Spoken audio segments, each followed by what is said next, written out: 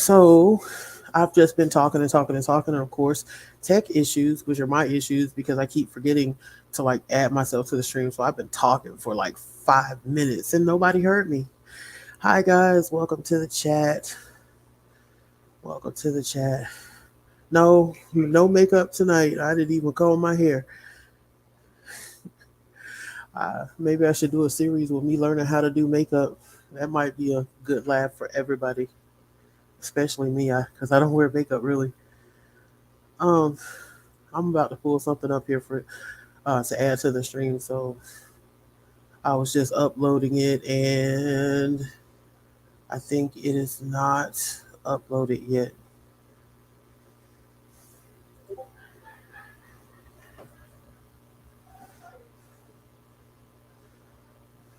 Okay, no, it's not uploaded yet. Come on, upload this video. So, guys, I'm just really pissed off about the crap that Frank is doing. And it pissed me off even more when I found out that he's throwing me in the mix. I don't even really associate with him. I used to joke around with him in the chat. All of a sudden, he blocked me for like no reason, and that's really all I know.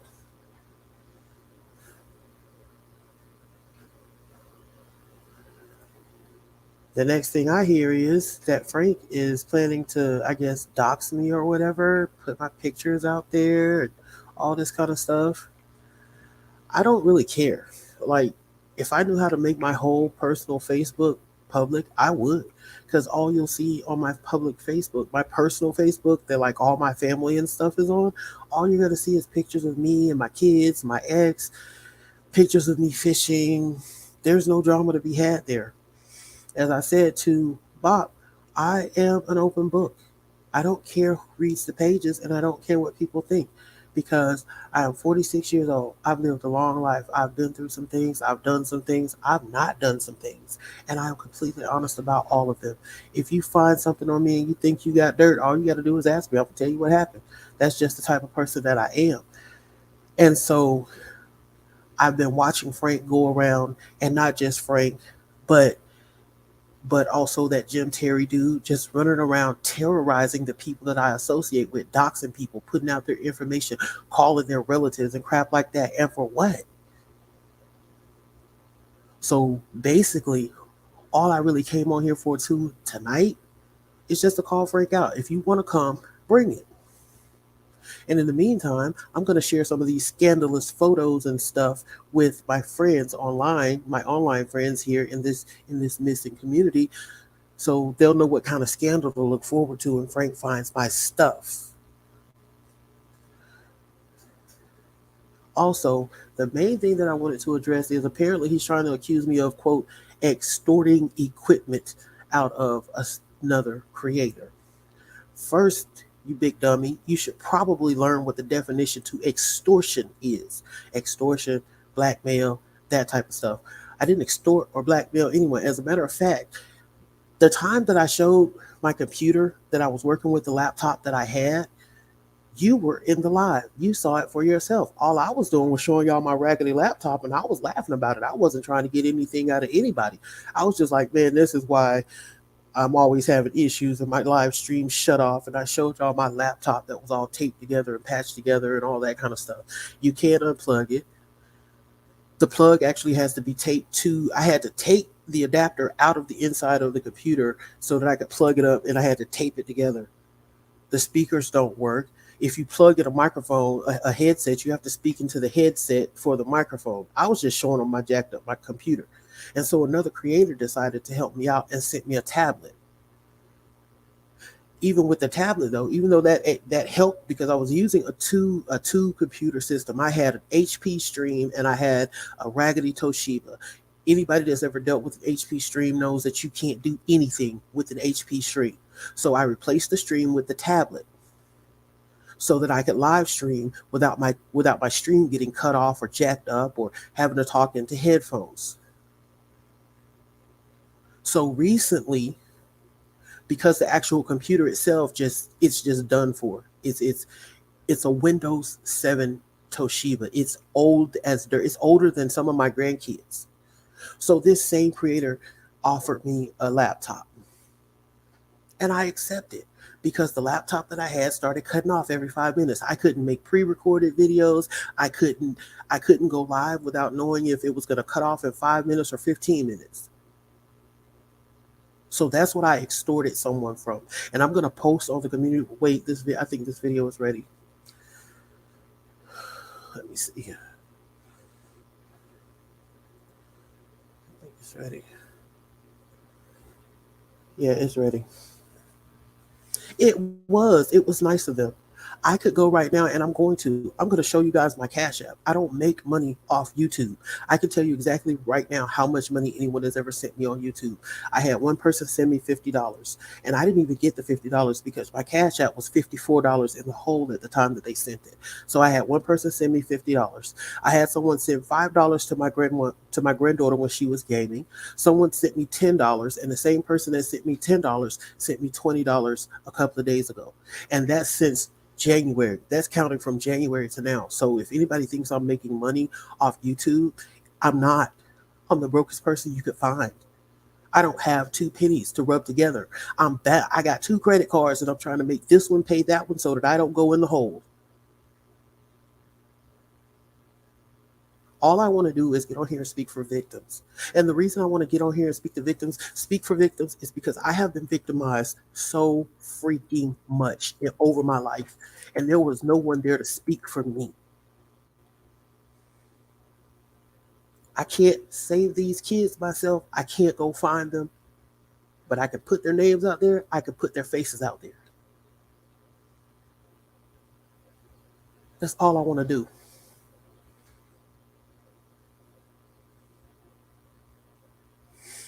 I think this video downloaded. I'm going to share this with you guys. There's no reason to be sorry. I'm not really.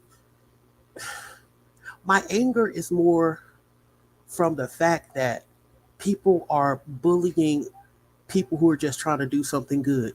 Me, Sleuth Mom, Burden of Proof, PJ, whoever. We're all just out here trying to do something good, and help spread the word about missing people. And then others come in and think that they have a right because somebody doesn't agree with them to terrorize people. And that's all it is. It's internet terrorism. Let me share this with you. I think it's in my downloads. I'm not sure. Yeah.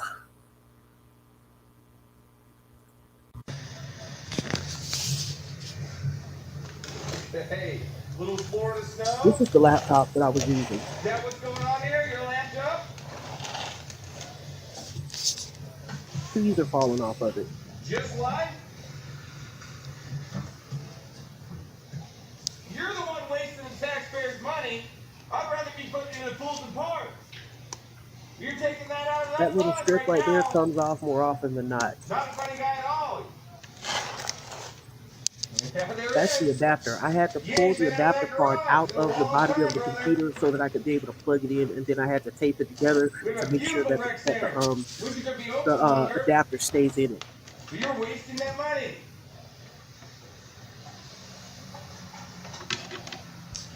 Don't accuse me of what you're doing. The USB ports right there, I had to pull those outside of the computer also.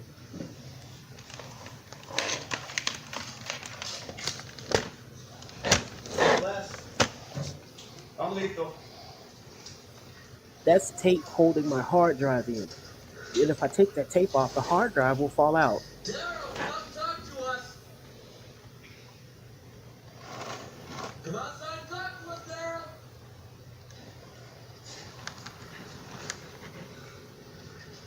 Come outside and talk to us, Daryl. And you can see that the USB ports are actually outside the physical body of the computer. Come out and talk to us, Daryl.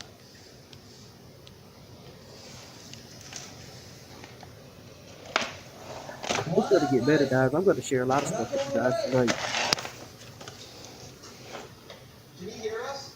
He can hear us. No, this is the sheriff's office. Come out and speak with us. We're not going away. This is the sheriff's sheriff's office come out and speak with us. We're not going away.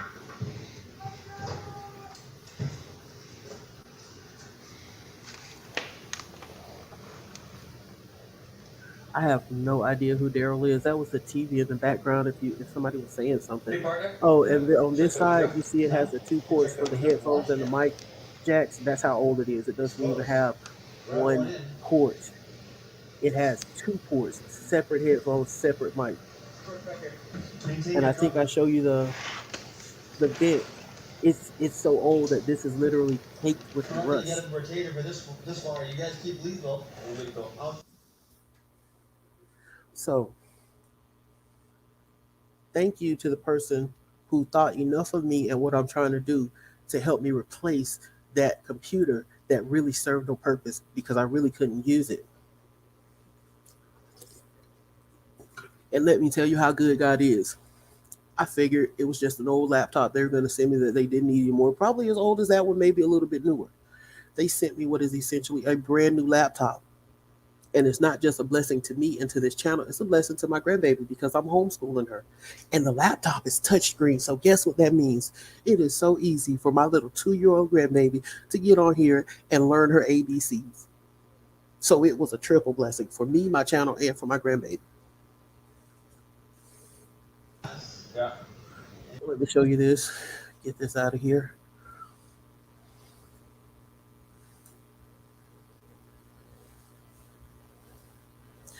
Now, I come to YouTube because I want to be a voice for victims, right? Because I've been a victim so much. If I would have started telling you all the stuff that I've been through from childhood to now, you probably wouldn't believe me. You'd be like, you got to be making some of this up. I ain't making none of it up. I'm going to be honest with you. I don't know how I didn't blow my own head off a long time ago, but thank God I come from a long line of strong women. So I straighten my back, carry my load, get over it, and move on. And if I can help anybody else to find the strength to do the same by sitting on YouTube for a couple of hours a week and talking about missing kids and talking about crimes and all this other kind of stuff and internet safety, I'm going to do it. Let me tell you how I ended up on YouTube. What you see here is a news article from my hometown. This was the final straw. Cantonment man charged with pushing fiancée, breaking her ribs. I was with this man for 5 years. I've been in love with him since I was 19 or 20 years old. We were not far after high school. Stuff happens. We got separated. 2015, we got back together. And I was so happy because this is somebody that I truly would. You know how you have a soulmate? That person that when they're not there, it just does something to you. That person when you roll over and they're not there, you don't know what to do. All your inside jokes, all your little laugh moments, all the little stuff you used to do together like cooking and fishing and all this other stuff. This was my person, but my person had issues. We both have issues, mental health wise, but my person had serious mental health issues and he was an alcoholic on top of that. So when he got to drinking, I was the enemy. He is the best person you could ever meet. Sober. A sweet soul. Even still has this like childlike amazement to him in certain situations. But when he starts drinking, and so this particular night he was drunk. We had finally got engaged in June of 2021. 2020. We got engaged June 5th, 2020. And I was so excited because I was finally going to be married to the love of my life. His family hated me. And his family knows how to push his buttons. Let me give you a couple of stories. He bought me a ring one time. It was a big, pretty ring with small diamonds in it. It reminds you of an eye when you look at it. So we went to his uncle's house. And he was showing his uncle the ring that he had bought me. And his uncle started just talking. And he was saying the weirdest things. And I'm like, why is he talking like that? He was making little snide comments. It would be even nicer if it was real. It's a platinum ring. It doesn't get any realer than that. And then he was like, oh, my nephew, he like to do this, that, and the other thing. If he do it, he call the police, put him in jail, put him in jail. Just saying little stuff. And I could see that my ex was getting agitated, right? Long story short, we get home that night and everything is cool. But the further we got into the night, the more agitated he would get, and he was drinking. All the stuff that his uncle had said standing out in front of his house that day, he did that night. Punched me dead in my face. For what? I mean, for no reason. We were just sitting there enjoying each other, laughing and joking. Next thing I know, I'm getting punched in the face. But they knew how to push his buttons and to work him. His mom would do the same thing. We would be getting along perfectly fine. If she called or if he went to her house, his whole spirit changed, and I was the enemy. So this particular night, it was his sister that was pushing his buttons. A cantonment man was arrested after allegedly pushing his fiancée of 5 years, which we had been together for 5 years, but we weren't engaged for 5 years, and breaking her ribs. He was charged with felony aggravated battery causing bodily harm or injury. He remained in the Escambia County Jail Thursday night. The victim told the Escambia County Sheriff's Office that he had been drinking alcohol and began to video her with his phone as she was not dressed properly. I had on a t-shirt and my panties. We were sitting in our den. And he was drunk and feeling himself, and like his son called him, and like you couldn't see anything. But to me, I consider that my night clothes, and I don't want to be on a video camera in my night clothes because it was really basically just a shirt that came like mid-thigh and my underwear. And so he's putting the camera on me and like, hey, there, look, this is my beautiful wife, this, that, and the other thing. Oh, wait, don't look to it. Just being silly. But at the same time, I was uncomfortable. I'm steadily like, stop putting the camera on me. I'm not dressed. Stop putting the camera on me. I'm not dressed. And he would still do it every once in a while. So then he got on the phone with somebody else that I don't even know. And he was doing the same thing. Some dude, his cousin or his cousin's boyfriend or something. And he kept doing the same thing. So I got up, I went over, and I took the phone out of his hand. And not at that particular moment. When he got off the phone with the dude, he was video chatting with his sister. And at that point, I was so fed up that I went and I just took the phone out of his hand and I put it on the desk.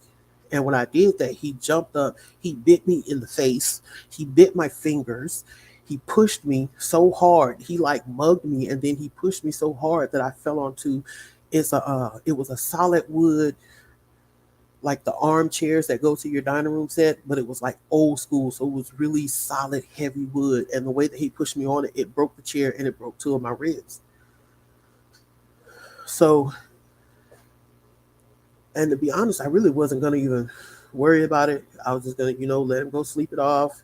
I'm okay. He's okay. We can talk about this tomorrow. But as I was sitting in the chair, he was in the bed asleep. As I was sitting in the chair, I moved and I felt something move in my rib cage. Like it was a weird sensation. Like that should not be going on. That don't feel right. So I went to the emergency room. They did x-rays. I had broken ribs. I had bite marks around my mouth. I had bite marks on both hands. So anyway, let me finish reading this. So we were not engaged for 5 years. We were just together for 5 years at that point. The victim told her, okay, she was not dressed properly. Despite multiple requests, he would not stop, so she took his phone away. He became upset, bit her lip and hand, according to the arrest report. He then pushed the victim down into a wooden chair hard enough to break her ribs and the chair. I did not go to the hospital in an ambulance. I have no idea where they got that from. I drove myself to the emergency room. So that's how I ended up on YouTube. When that happened, that was like November the 1st, 2020. And he was in jail, and then I missed his first appearance where the victim has a say in whether or not they get a bond because of the way they do it in my county and the timing. I thought that he wouldn't be going to court the next morning. I thought he would be going the morning after. And so I missed the court date. The next thing I know, I'm getting a phone call, and they're like, he got a bond, right? So I was so just scared that I just packed everything I could fit in my truck. I went to work that night, I had already been up like since that morning. Hold on.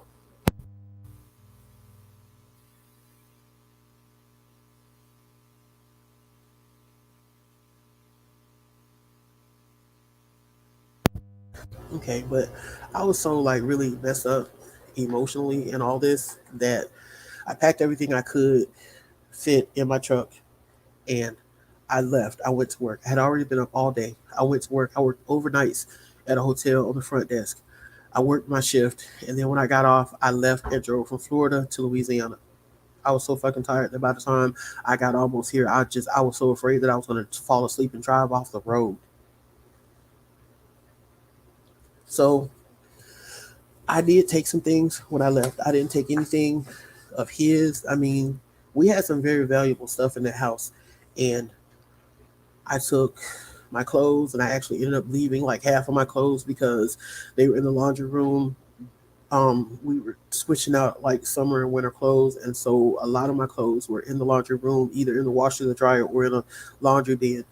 It was only after I got out here and I started looking through my clothes that I realized I was missing so much stuff. Like, God, I'm a ton of clothes that I'm missing, and so I left. I took the groceries.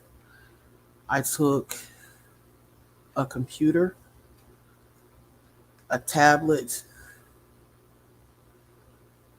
and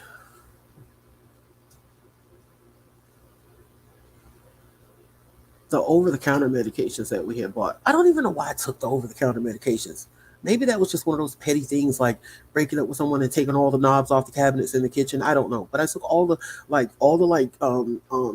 emergency stuff, the BC headache powders, Tylenol, ibuprofen, stuff like that. We had African masks, genuine hand carved African masks shipped from Africa, thousands of dollars worth. I didn't take a single one. We had a hand beaten copper plate, hand painted with like a with the Pantheon on it, worth a few $100. I didn't take it. Antique Mickey Mouse sewing kit that you would get when you went to Disney World. It had to be from like shortly after Disney World opened. I didn't touch it. That's got to be worth a couple of $100. And I actually left a lot of stuff. I left my stuff, sewing machines, just things that I had bought that I left. He went around telling everybody she robbed me blind. She took everything out of my house. This, that, and that is so untrue. I took my clothes and I took the things that I just told you guys about. But now everybody is thinking that I left him and I robbed him. I took just enough valuable stuff with the computer and the tablet to make sure that I had gas money to be able to get to where I was going. Because I had just got paid like 2 days before, but I had given him my whole paycheck to pay bills with. I didn't have anything. It's 2 days after payday, and I didn't have $2. And so I took just enough stuff that I could sell to get gas money to come to Louisiana. The groceries I took, that was spiteful. I know that. I'll admit that. But you have to understand that a part of our relationship, our love language was cooking. I love to cook. He loves to cook. And so we bought a lot of stuff because it's what we did. We cooked for each other all the time. And to me, to think that somebody else would be in there soon eating the things that I bought to cook with the person that I love, that I was supposed to spend the rest of my life with, was more than I could handle. So I took the groceries. Petty, yes. Probably spiteful, maybe.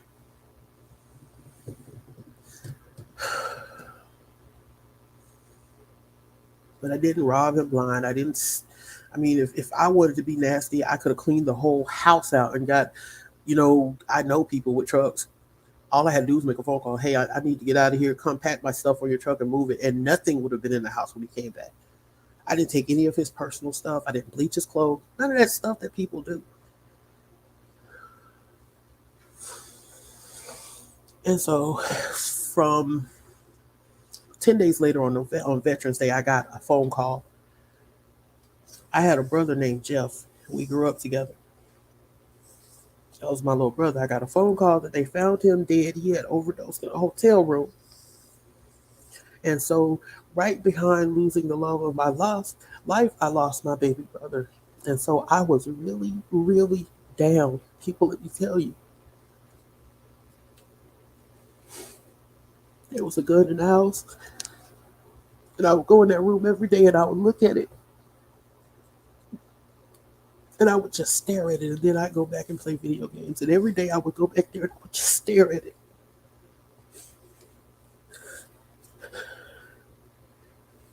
And the day that I decided that this was the day, I went in the room and it wasn't there.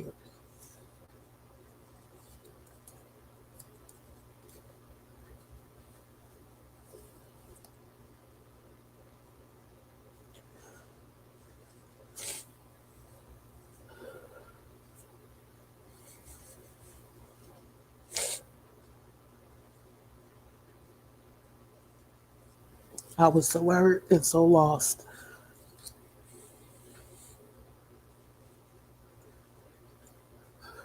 I wasn't just in physical pain, I was in so much emotional pain that I did not know what to do with myself. I didn't sleep for days on end. My kids didn't know what to do. They were so worried about me. I would be up for 3 or 4 days straight. Then I sleep like 6 or 7 hours and get up and do it all again. Up for 3 or 4 days straight.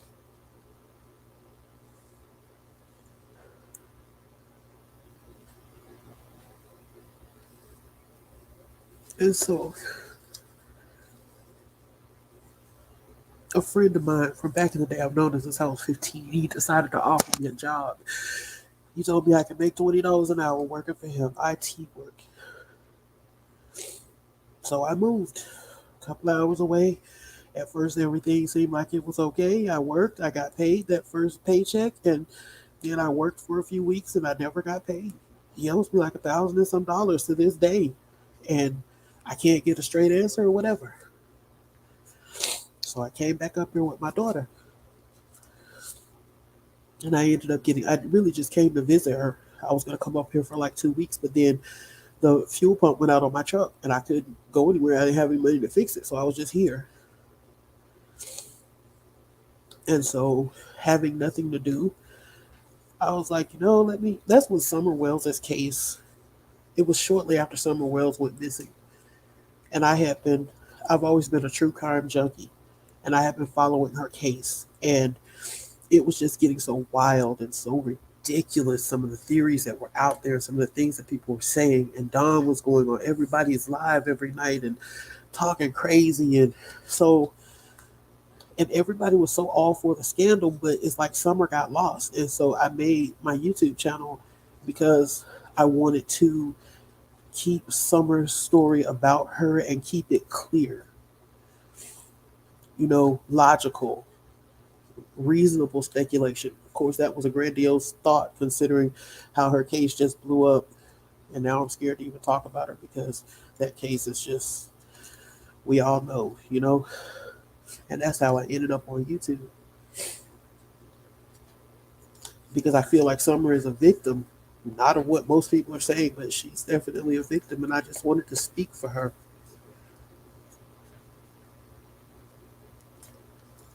Because when I was her age, there was no one to speak for me. There was someone who knew what was going on, but that person didn't help me.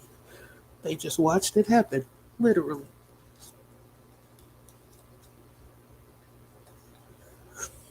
And so I didn't come to YouTube to make money. I didn't come to YouTube to get famous.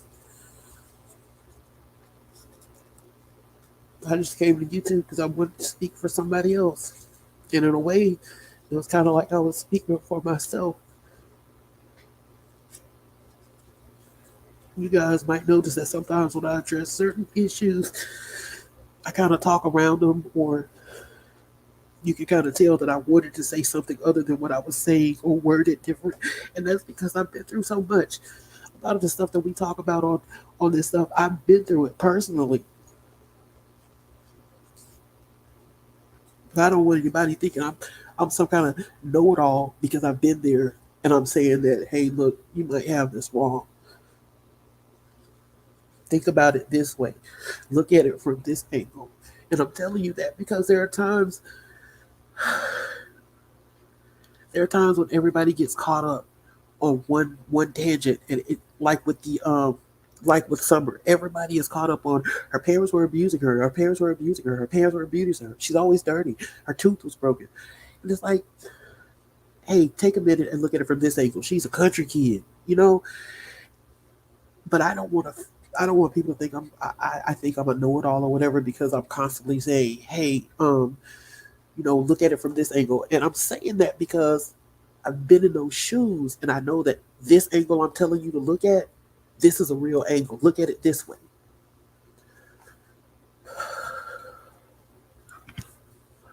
And I could be wrong.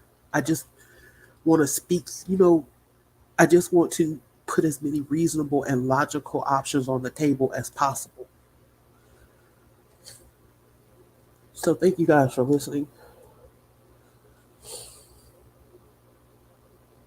I'm ready for Frank. I'm gonna be honest with you. I really want him to dig up something on me. I want him to dig up something on me so bad till I really just want to give him my full name, date of birth, and my address right now, so he can have fun with it.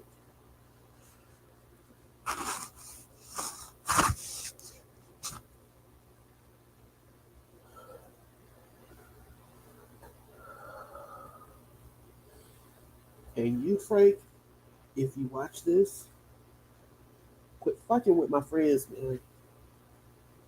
If you need attention, create your own channel. I mean, actually, a real channel where you get on there and you talk about stuff, whether you're talking about us or you're talking about you. Create your own channel, get your own attention. Stop being a bully. Everybody doesn't have to agree with you.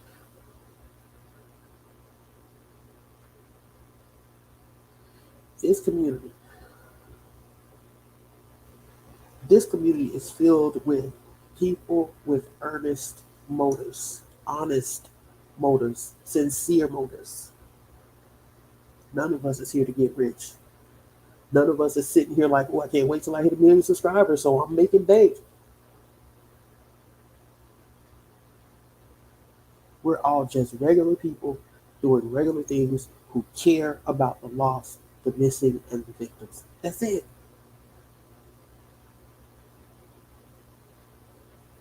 If you want to bully somebody so bad, go bully the people who are making a mockery of these people.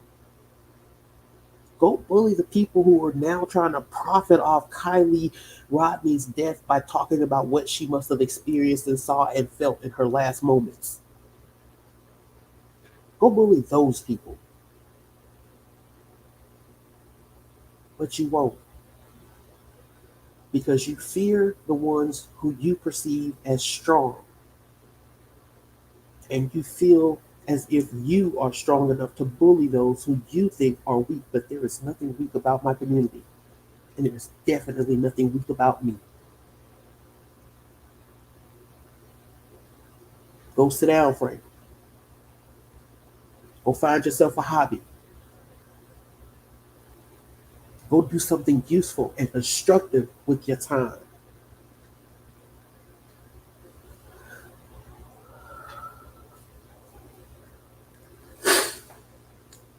Guys, I really appreciate you. I really appreciate that y'all stick in there with me and with my channel through my tech issues, and now y'all know why I had so many tech issues.